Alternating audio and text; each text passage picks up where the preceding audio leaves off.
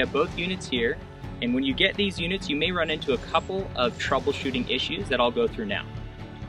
One being, if we have the units placed up like this, in both cases, water can start to pool up right around this speaker, and that ruins its effectiveness. So we want to make sure that we're having these units placed like this, facing outward, for not just a water pooling issue, but also this will project out further and better for you as well. The big things that will run into issues here for both units is sensors, and then also this top unit here for the solar panel.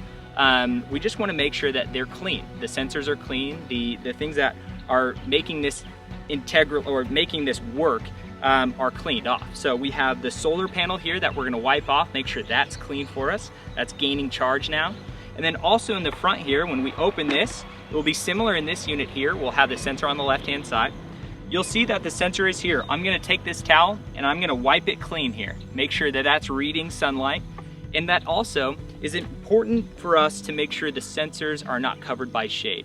That's just going to read that it's now nighttime, so it will no longer be on. It'll be stuck in that pause mode, and that will be the issue for the sensor itself.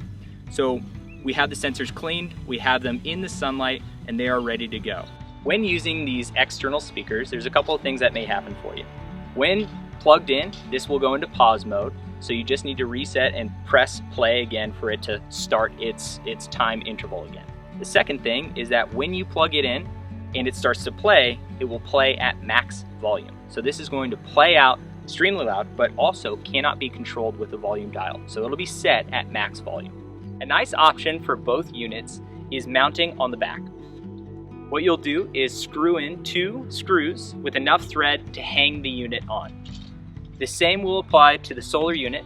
Back here, 2 screws enough for the unit to hang right on.